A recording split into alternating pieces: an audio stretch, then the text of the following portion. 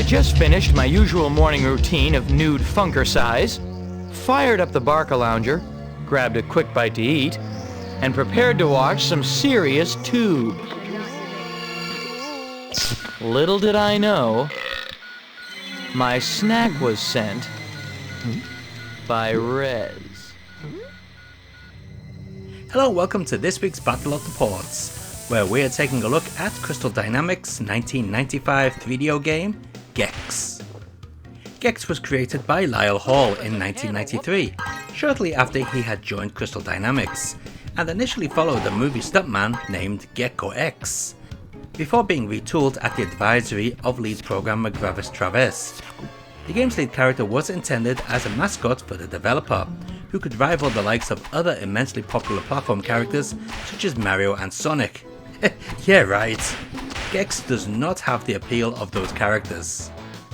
Considering development of GEX took 21 months, there are many things wrong with GEX that were so common of American developed platformers of the time. Let's go through them. 1. Shitty dull colour palette. Yep, dark colours were all the rage back then to give games a horrid, danky, depressing look. 2. Piss poor level design. Actually, this goes for a lot of Euro games too of the time. There are far too many hidden enemies that are impossible to avoid, or platforming situations that are too awkward and break up the momentum of the game. 3. Horrid yo-yo screen snapping. Why, oh why was this a thing? 4. Tood. Oh man, I hated Tood in the 90s, and now it's even worse. What was it with characters spouting out stupid one-liners that were not funny then and are most certainly not funny now? There's more, but I'm sure you get the picture. GEX was a horrible game when it debuted. I remember seeing it on the 3DO back when it was new and honestly thinking it ran like crap compared to 16-bit platformers, and that's because it does. 30 FPS this runs at. All Japanese developed 16-bit platformers ran at 60 FPS.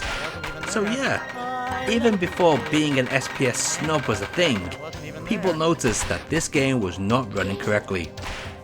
But do the ports suffer just as poorly? Let's find out.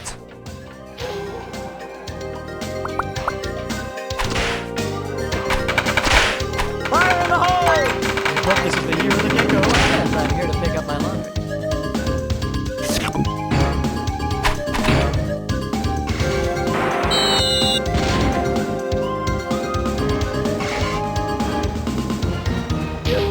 It's tail time!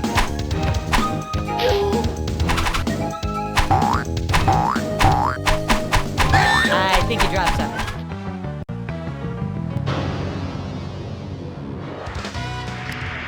The first port we'll take a look at goes to the PlayStation. This port was handled by Beam Software, apparently.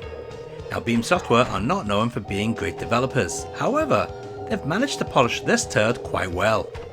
The game now has a less gritty look, moves at 60 FPS and even manages to lessen the yo-yo screen snapping. Overall, this is a vast improvement over the 3DO original. The game also feels more responsive thanks to the faster frame rate.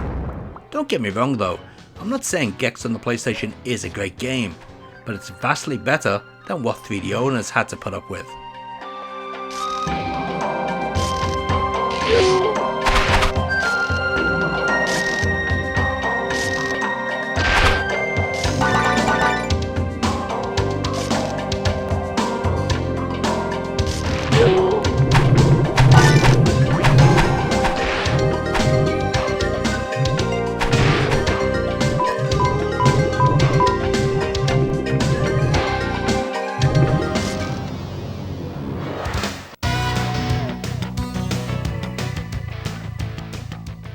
Next up is the Saturn port, also by Beam Software.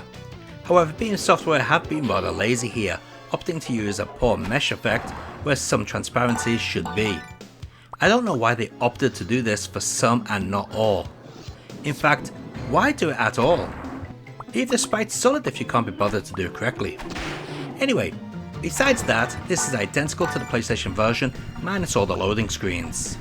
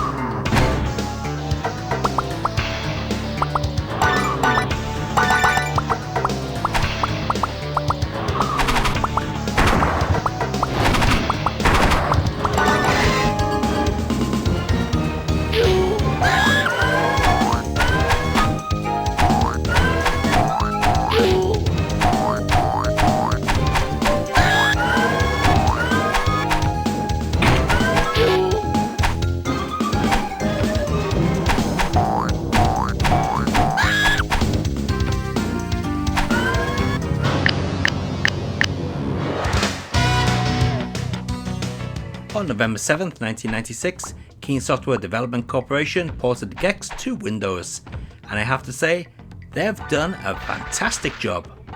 I expected the Windows version to be just as jerky as the 3DO or worse, but no, it's silky smooth and looks just like the Saturn or PlayStation versions. It plays really well too. Well, as good as GEX can play. I'm playing with keyboard controls right here, so it kinda looks pretty poor. Hey, it's Darth Vader's younger brother Myron. If I had a life, I'd be glad to get back to it.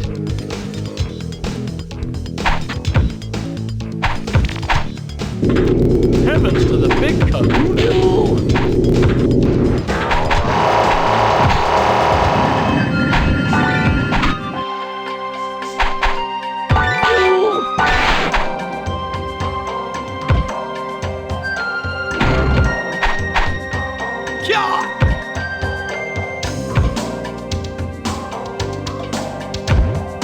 Tail time! This one's for Johnny! From your local library.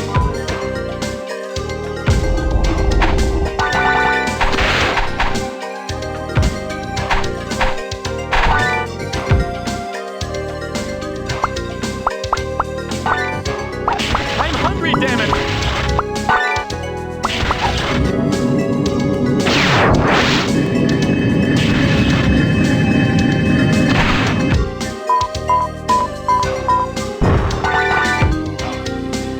The times of your life. And let's take a look at all those versions of GEX running side by side.